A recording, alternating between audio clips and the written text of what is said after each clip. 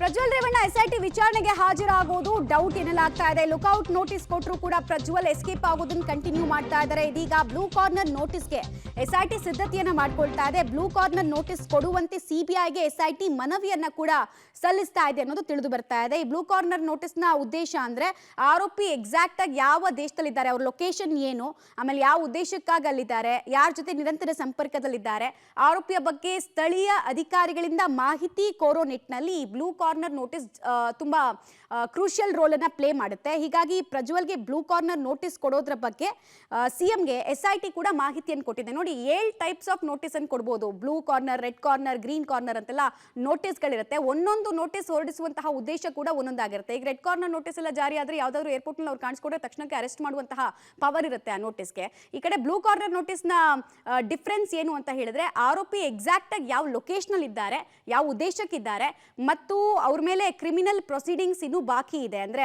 Criminal ಇನ್ವೆಸ್ಟಿಗೇಷನ್ಗೆ ಅವ್ರು ಬೇಕಾಗಿದ್ದಾರೆ, so information ಕೊಡಿ ಅಂತ ಹೇಳಿ ಸ್ಥಳೀಯ ಅಧಿಕಾರಿಗಳನ್ನ ಕೇಳೋ ಉದ್ದೇಶದಿಂದ ಈ ಬ್ಲೂ ಕಾರ್ನರ್ ನೋಟಿಸ್ ಅನ್ನ ಹೊರಡಿಸೋದಕ್ಕೆ ಸಿದ್ಧತೆಯನ್ನ ಮಾಡ್ಕೊಳ್ತಾ ಇದ್ದಾರೆ.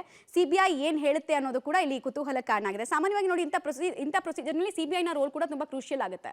ಡೀಟೇಲ್ಸ್ ಕೊಡ್ತಾರೆ, ನೇರ ಸಂಪರ್ಕದಲ್ಲಿ ಜಾಯ್ನ್ ಆಗ್ತಾ ಇದ್ದಾರೆ ಉಮೇಶ್. ಲುಕ್ಔಟ್ ನೋಟಿಸ್ ಜಾರಿ ಆಯ್ತು, ಫಲ ಸಿಗ್ಲಿಲ್ಲ. ಈಗ ಬ್ಲೂ ಕಾರ್ನರ್ ನೋಟಿಸ್ ನ ಉದ್ದೇಶ ಜೊತೆಗೆ ಯಾವಾಗ ಹಾಗಾದ್ರೆ ಇಶ್ಯೂ ಆಗ್ಬೋದು ಅನ್ನೋದು ಕುತೂಹಲಕ್ಕೆ ಕಾರಣ ಆಗ್ತಾ ಇದೆ.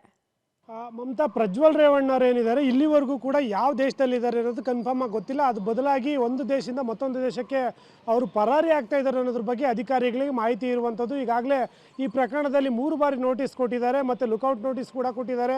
ಯಾವುದೂ ಕೂಡ ಪ್ರಯೋಜನ ಆಗಿಲ್ಲ. ಹಾಗಾಗಿ ಈಗ ನೆಕ್ಸ್ಟು ಮುಂದಿನ ಹೆಜ್ಜೆ SIT ಅಧಿಕಾರಿಗಳು ಇಟ್ಟಿರುವಂಥದ್ದು ಬ್ಲೂ ಕಾರ್ ನೋಟಿಸ್, ಅಂದರೆ CID ಅಧಿಕಾರಿಗಳಿಂದ CBIಗೆ, CBIಯಿಂದ ಇಂಟರ್ಪೋಲ್ಗೆ. ಅಂದರೆ ಈ ಆರೋಪಿತ ವ್ಯಕ್ತಿ ಏನಿದ್ದಾನೆ ಇದು ಬೇರೆ ಬೇರೆ ಯಾವ ದೇಶದಲ್ಲಿದ್ದಾನೆ ಪರ್ಟಿಕ್ಯುಲರ್ ಆಗಿ ಅನ್ನೋದನ್ನು ತಿಳ್ಕೊಳ್ಳೋದಕ್ಕೋಸ್ಕರ, ಅಂದರೆ ಆರೋಪಿತ ಯಾವ ದೇಶದಲ್ಲಿದ್ದಾನೆ ಮತ್ತು ಯಾವ ಉದ್ದೇಶಕ್ಕೆ ಎಷ್ಟು ದಿನದಿಂದ ಆ ಜಾಗದಲ್ಲಿ ವಾಸವಾಗಿದೆ ಅನ್ನೋದನ್ನ ಬಗ್ಗೆ ಸಂಪೂರ್ಣ ಮಾಹಿತಿ ಕಲೆಕ್ಟ್ ಮಾಡಬೇಕು. ಅಂದರೆ ಈ ಬ್ಲೂ ಕಾರ್ ನೋಟಿಸ್ ಏನಿದೆ ಅದನ್ನು ಜಾರಿ ಮಾಡಬೇಕಾಗುತ್ತೆ. ಜಾರಿ ಮಾಡಿದ ನಂತರದಲ್ಲಿ ಆ ಬ್ಲೂ ಕಾರ್ ಅಂದರೆ ಇಂಟರ್ಪೋಲ್ ಮುಖಾಂತರ ಆರೋಪಿತನ ಬಗ್ಗೆ ಸಂಪೂರ್ಣವಾಗಿ ಮಾಹಿತಿನ ಕಲೆಕ್ಟ್ ಮಾಡಿ CBI ಮುಖಾಂತರ ಮತ್ತೆ CID ಅಧಿಕಾರಿಗಳು ಬರುತ್ತೆ. CID ಅಧಿಕಾರಿಗಳು ಆ ಮಾಹಿತಿನ ಆಧರಿಸಿ ಕೋರ್ಟ್ ಮೊರೆ ಹೋಗಬೇಕಾಗುತ್ತೆ. ಕೋರ್ಟ್ ಹತ್ರ ಹೋಗಿ ಈ ಪ್ರಕರಣದಲ್ಲಿ ಈ ವ್ಯಕ್ತಿ ತಲೆಮರೆಸ್ಕೊಂಡಿದ್ದಾನೆ, ಇಷ್ಟು ದಿನಗಳಿಂದಲೂ ಕೂಡ ನೋಟಿಸ್ ನೀಡಿದ್ರು ಕೂಡ ಆತ ಏನು SIT ತನಿಖೆಗೆ ಹಾಜರಾಗಿಲ್ಲ, ಹಾಗಾಗಿ ಆತನ ಬಂಧನಕ್ಕೆ ಅವಕಾಶ ಮಾಡಿಕೊಡ್ಬೇಕು ಅಂತ ಕೋರ್ಟ್ಗೆ ಮನವರಿಕೆ ಮಾಡಿಕೊಟ್ಟು ಆ ನಂತರದಲ್ಲಿ ರೆಡ್ ಕಾರ್ನರ್ ನೋಟಿಸು ಹೊರಡಿಸುವ ಸಿದ್ಧತೆ ಮಾಡ್ಕೋತಾರೆ. ಈ ನಿಟ್ಟಿನಲ್ಲಿ ಎಲ್ಲ ಅಧಿಕಾರಿಗಳು ಕೂಡ ಸಿದ್ಧತೆ ಮಾಡ್ಕೊಂಡಿದ್ದು ಆರೋಪಿತನ ಬಗ್ಗೆ ಮಾಹಿತಿ ಕಲೆಕ್ಟ್ ಮಾಡಲು ಈಗ ಬ್ಲೂ ಕಾರ್ನರ್ ನೋಟಿಸ್ಗೆ ಸಿದ್ಧತೆ ನಡೆಸಿರುವಂಥದ್ದು. ಮಮತಾ, ರೈಟ್, ಧನ್ಯವಾದ ಉಮೇಶ್ ಮಾಹಿತಿಗಾಗಿ.